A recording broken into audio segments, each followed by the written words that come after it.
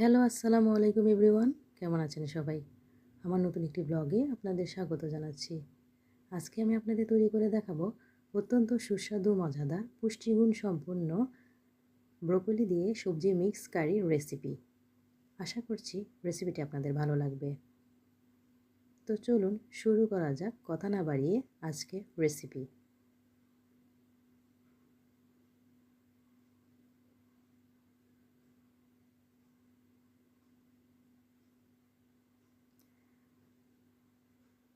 প্রথমে এখানে আমি একটি মাঝারি সাইজের ব্রোকলি নিলাম।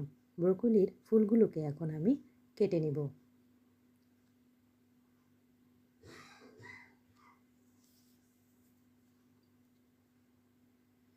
কাটা হয়ে গেলে ব্রোকলিগুলো আমি চুলাতে 2 কাপ পানি দিয়ে এগুলোকে 2-3 মিনিটের জন্য হালকা ভাপিয়ে নিব।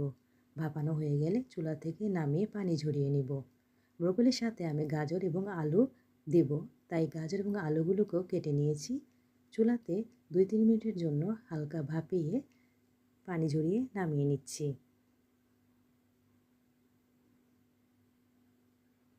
এখন চুলাতে আমি আরও একটি পাত্র বসিয়ে দিলাম।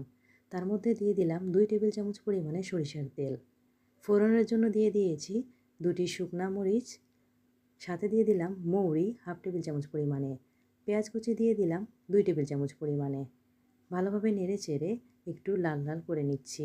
চুলার আঁচ এ পর্যায়ে মিডিয়াম থাকবে।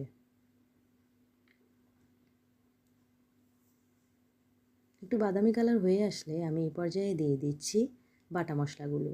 দিয়ে দিলাম আদা বাটা 1 টেবিল চামচ পরিমাণে। আস্ত জিরা এবং রসুনকে আমি বেটে নিয়েছি, এগুলো দিয়ে দিলাম 1 টেবিল চামচ পরিমাণে। মশলাগুলোকে এখন আমি ভুনে নিচ্ছি।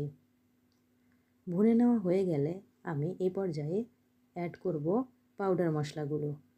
দিয়ে দিচ্ছি হলুদের গুঁড়া হাফ টেবিল চামচ পরিমাণে, মরিচের গুঁড়া হাফ টেবিল চামচ পরিমাণে, ধনিয়ার গুঁড়া দিয়ে দিলাম হাফ টেবিল চামচ পরিমাণে, লবণ দিয়ে দিচ্ছি 1 টেবিল চামচ পরিমাণে। সবগুলো মশলাকে আমি আবারও ভালোভাবে নেড়েচেড়ে মিশিয়ে নিচ্ছি। মশলাগুলো কষিয়ে নিচ্ছি। যখন মশলাগুলো উপরে তেল ভেসে উঠে আসবে, এ পর্যায়ে আমি দিয়ে দিব আগে থেকে ভাপিয়ে নিয়ে রাখা গাজর এবং আলুর টুকরোগুলো। মশলার সাথে এগুলোকে ভালোভাবে নেড়েচেড়ে মিশিয়ে নিচ্ছি।